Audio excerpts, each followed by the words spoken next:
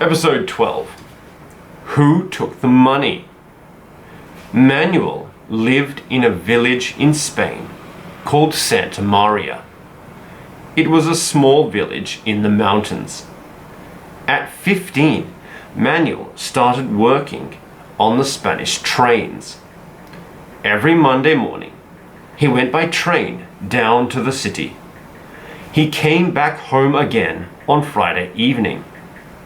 He worked for long hours, and he worked hard. When he was 24, he married Maria. He married Maria. She was from the next village. They had 2 daughters, Sophia and Lucinda. Manuel didn't see his family very much. He was away for 5 days a week. But he had a good job, and that was important. Santa Maria has a poor village. Many men there didn't have good jobs. They worked only a few months every year. Their families did not have money for meat or coffee. Their children did not have good coats or shoes. But Manuel's daughters always had good coats and shoes. The family had meat, coffee, and many good things to eat. On Sundays, Sophia and Lucinda had ice cream after dinner. But not all Manuel's money went to his family. Every month, he put a little money in the bank. He didn't tell Maria about this. A little money in bank is important, he thought. But money can be a bad thing. People can get angry and fight about it. I'm not going to tell my wife and daughters about this money. Not now. Someday I'll tell them, and we'll do something special. We'll all go stay in a hotel by the sea. Year after year, Manuel put a little money in the bank. His daughters got married and moved to the city. Sophia married Ruiz, and they had 2 children, a girl and a boy. Lucinda married Carlos, and they had a girl. On weekends, Sophia and Lucinda often went back to the village with their children. The children liked the village, and they loved Manuel and Maria. They played in the garden with the dog and the cat. They went up the mountain with Manuel to get flowers and fruit. Maria cooked big meals for them and made them warm clothes. When Manuel was 65, he stopped working. Now he did not go to the city every week. He stayed in the village with his wife. He worked in the garden and he took care of his fruit trees. He walked a lot in the mountains, and sometimes he sat with his friends in the cafe. They drank coffee, talked, and played cards. He still got money every month from the government, and he still put a little money in the bank. Soon I'll tell Maria and the girls about my money, he thought, and next summer we'll all go to the seaside.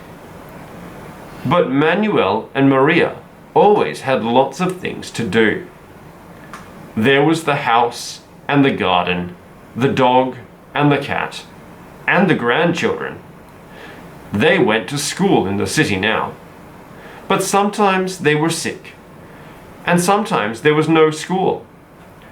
Then they stayed with Manuel and Maria. One day, Manuel's wife didn't feel very well.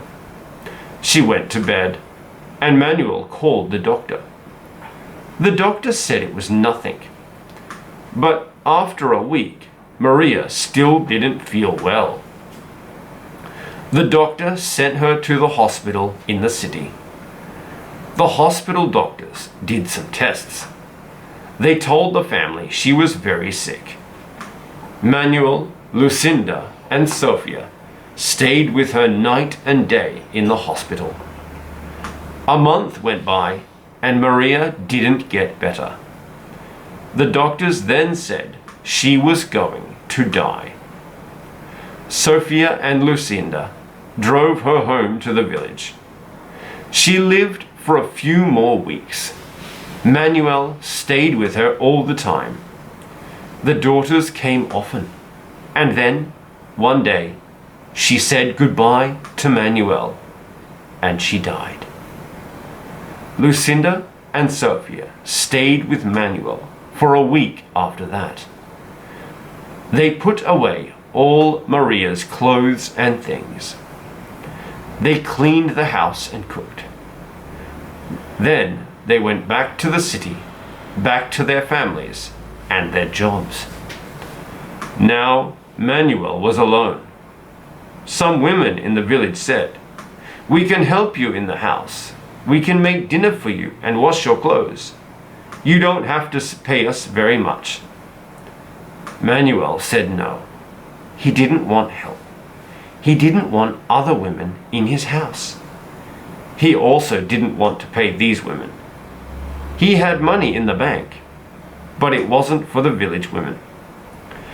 Some years went by. Manuel learned how to cook and how to wash his clothes. His house was always clean, and his garden was full of fruits and vegetables. Now his grandchildren didn't come very often because they had to study on the weekends. His daughters said, "Why don't you come live in the city with us?" But Manuel didn't want to leave his home. Now he didn't want to go to the seaside. He didn't want to go away without Maria. He was 77 years old. On Sundays, he felt very old and tired. Then he liked to sit in his garden with his cat and his dog. Of course, these were not the same cat and dog. They were the first cats and dogs' children's children. One day, Manuel looked at the cat and dog. Now they were old too. The dog never barked, and the cat never ran after mice. "We are all old now," Manuel said to them. "We are all going to die before long. Then who will get my money? I don't want the bank to have it. I must go and get it." So one morning, Manuel went to the bank. He asked for all of his money. The bank manager came and talked to Manuel. He said, "What are you going to do with this money? You have $30,000. You can't walk home with $30,000. Manuel said, "It's my money. I can do what I want." He put the money in a bag and went home. At home, he put the money under his bed. He didn't want people to find it. But that night, he didn't sleep well. When the cat came in, "This is no good," he said. "I can't live with all this money in my house." In the morning, he went out to the garden. He made a big hole under a plum tree. He put the bag of money in the hole. He put the dirt back in the hole, and he put the grass on top. Every day, he looked at that place under the plum tree. He often thought about the money, and he thought about his daughters and grandchildren. But the money stayed under the plum tree because there was a problem. Manuel couldn't decide about the money. He had $30,000, and he had 2 daughters. He could give $15,000 to each daughter, but Sophia had 2 children, and Lucinda had only 1, so that was not good. He could give money only to the grandchildren. He could give them $10,000 each, but that meant no money for his daughters. He couldn't do that. The winter went by. Spring came, and there were lots of flowers on the plum tree. Manuel still couldn't decide about his money. Summer came, and Manuel's garden was full of fruit and vegetables. But the plum tree had very few plums, and those plums were not sweet. "I think the tree is telling me something," said Manuel. "Money must not stay in a hole in the ground." He telephoned his daughters. "Please come this weekend," he said. "I have something important to tell you." Sophia and Lucinda came on Friday evening with their families. Sophia's daughter, Yolanda, was now 20 years old, and her son, Pablo, was 17. Lucinda's daughter, Julia, was 18. Yolanda was a university student. She wanted to be a doctor. Pablo and Julia were high school students. Pablo wanted to be a writer, and Julia wanted to be a police officer. At dinner that evening, Manuel said nothing about the money. Lucinda looked at Sophia, and Sophia looked at her father. They talked about the city and the government. They talked about the village and the garden. Yolanda, Pablo, and Julia went for a walk around the village. "What's he going to tell us?" they asked. But Manuel told them nothing that evening, and they all went to bed. At breakfast the next morning, Manuel said, "Now it's day. Now I'm ready. Come with me to the garden." Manuel went to the plum tree and stopped. "I'm getting old," he said. "I'm going to die before long. I want to give you something." He took the grass away from the hole. He took out the dirt. "Oh no," he cried. "What is it?" asked his daughters. "Look," he said. "Look at the hole.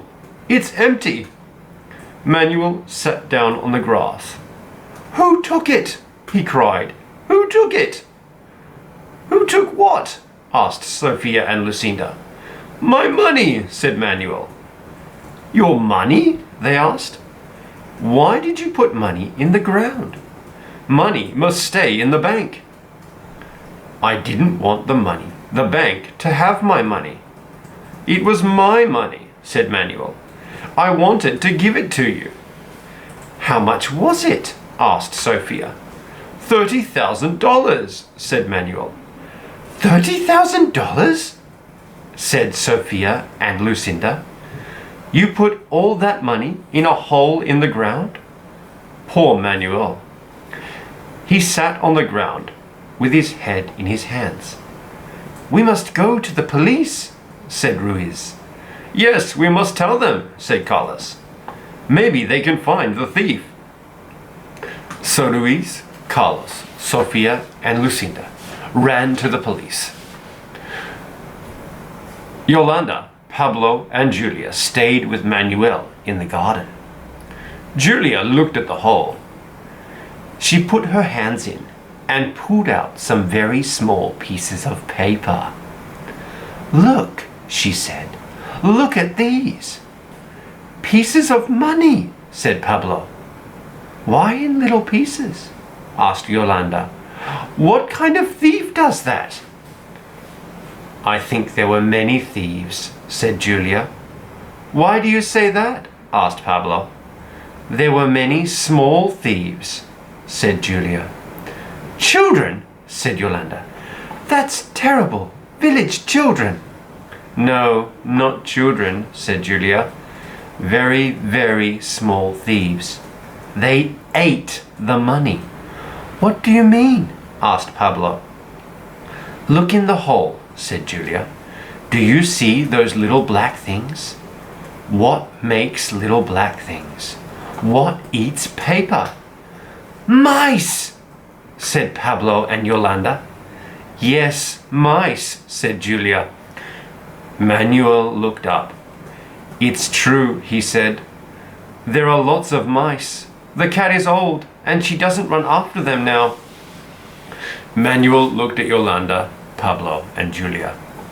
I'm very sorry, he said. I wanted to give you that money. I wanted to send you to the seaside. I wanted...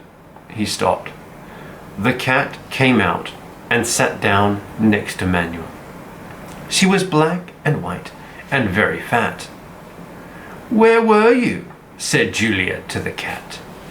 "Why weren't you out here at work?" "Meow," said the cat.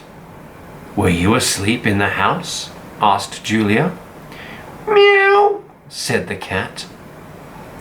Then Pablo started to laugh. "Think about it," he said.